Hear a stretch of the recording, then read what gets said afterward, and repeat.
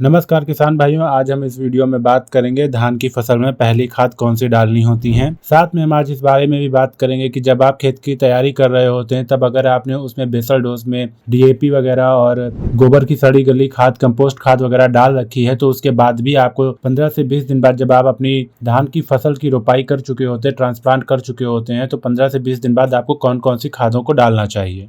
जिन किसान भाइयों ने खेत को तैयार कराते समय डीएपी, एसएसपी, एमओपी इन खादों का उपयोग बेसल डोज में किया हुआ है, उन किसानों को उतनी खाद की आवश्यकता नहीं पड़ेगी। और जिन खादों की आवश्यकता पड़ेगी वो है यूरिया, जिंक या माइक्रोन्यूट्रिएंट्स हैं, जो कि आपकी फसल को बढ़ाने का और उसमें कल्ले बढ़ाने का काम करती है। तो आज इस वीडियो के माध्यम से हम आपको ऐसी कुछ खादों के बारे में बताने वाले हैं जो कि आप अपनी धान की रोपाई करने के बाद, ट्रांसप्लांट करने के बाद 15 से 20 दिन बाद कौन कौन सी खादों को डालना होता है। उन खादों को डालकर आप अपने खेत में बहुत अच्छा फुटाव प्राप्त करते हैं। आपका खेत जो होता है एकदम लस ग्रीन हो जाता है, हरा भरा हो जाता है और आपकी फसल बहुत अच्छे से ग्रो कर रही होती है। तो किसान भाइयों, आप सबका स्वागत है हमारे यूट्यूब चैनल किसान वाला जंक्शन में। अगर अभी तक आपने हमारे चैनल को सब्सक्राइब नहीं किया है तो सब्सक्राइब कर लीजिए। साथ में इस वीडियो को दूसरे किसान भाइयों के साथ ज्यादा से ज्यादा शेयर करिए ताकि वो भी इस वीडियो को देखकर लाभ उठा सकें। चलिए अब बात करते हैं खादों के बारे में कि कौन कौन सी खादें आपको कब डालनी होती हैं। तो किसान भाइयों, पहली खाद आपको 15 से 20 दिन बाद डालनी होती है अपनी धान की फसल में।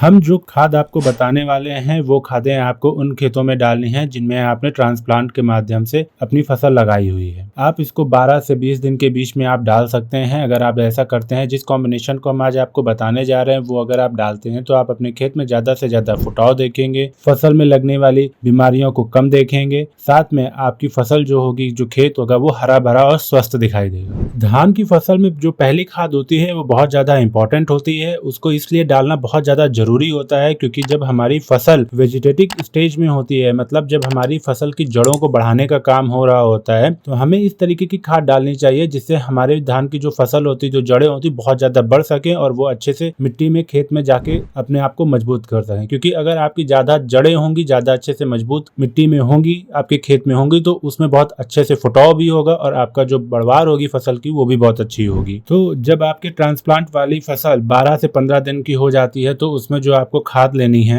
यूरिया खाद आपको लेनी होती है 30 किलोग्राम, डीएपी 30 किलोग्राम, सागरिका ये एक सीबी स्ट्रैक्ड है, इसको आपको लेना है 10 किलोग्राम यूरिया के साथ में। किसान भाइयों, आप सीबी कोई भी ले सकते हैं क्योंकि ये जो होता है ये आपकी फसल को ग्रीननेस देता है, आपकी फसल में बढ़वार का काम करता है। आप सागरिका का ले सकते हैं या जो भी आपको अच्छा लग रहा है। आपके मार्केट में आपके आसपास के लोगों से बात करके देखिए कि आपके एरिया में कौन सा सीबी अच्छा चल रहा है, उसको आप उपयोग कर सकते हैं। इसके साथ में आपको कोई एक अच्छा माइक्रोन्यूट्रिएंट्स लेना होता है जिसमें zinc, boron, iron, copper, manganese या मोलिब्डेनम जैसी तत्व हों। ये तत्व युक्त खाद अगर आप अपने खेत में यूज करते हैं तो आपके जो रिजल्ट होंगे वो बहुत अच्छे मिलेंगे। आपकी फसल बहुत अच्छी हरी भरी चल रही होगी। आपको इसका जो उपयोग करना है वो उपयोग करना है 5 किलोग्राम। और इनके साथ में आप एक दानेदार कीटनाशक का भी उपयोग कर सकते हैं क्योंकि धान की फसल में एक समस्या आती है, एक कीट की समस्या आती है जो कि होती है तना छेदक की। जो समस्या होती है बहुत ही विकराल समस्या होती है। इससे आपकी धान की फसल की जो उत्पादन क्षमता होती है वो बहुत ज्यादा कम हो जाती है, आपके पौधे वो खराब कर देता है। तो इससे बचाव करने के लिए आप लोगों को सिजेंटा कंपनी की वेरिटाको का भी उपयोग कर सकते हैं। इसको लेना है आप लोगों को 2.5 किलोग्राम। इन पांचों को आपस में अच्छी तरीके से मिला के आपको अपने खेत में बिखेर देना होता है। छिड़क विधि की उपयोग करते हुए अपने खेत में इनको छिड़क देना होता है। एक बात और आप लोगों को ध्यान रखनी है साथियों, जब आप लोग इन खादों का उपयोग कर रहे हो, अपने खेत में दे रहे हो, तो आपके खेत में हल्का सा पानी भरा हो, खेत आपका बिल्कुल सूखा ना हो, या फिर आपकी खेत में नमी की मात्रा पर्याप्त मात्रा हो, या फिर इन खादों को देने के बाद में आपको अपने खेत की हल्की हल्की सिंचाई कर देनी चाहिए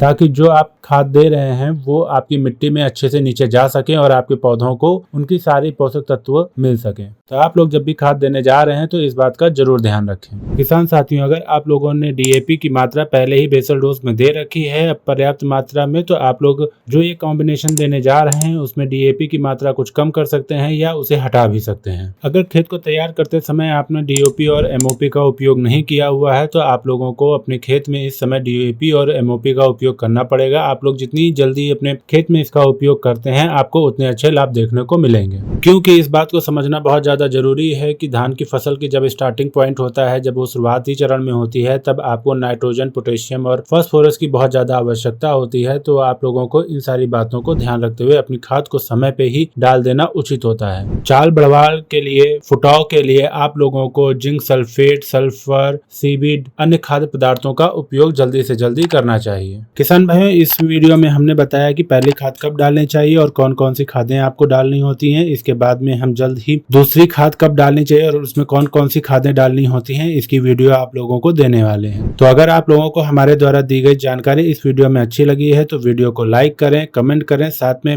चैनल को सब्सक्राइब कर लें और दूसरे किसान साथियों के साथ में इसको ज्यादा से ज्यादा शेयर करें ताकि वो भी इस वीडियो को देखकर अपना लाभ उठा सकें। धन्यवाद।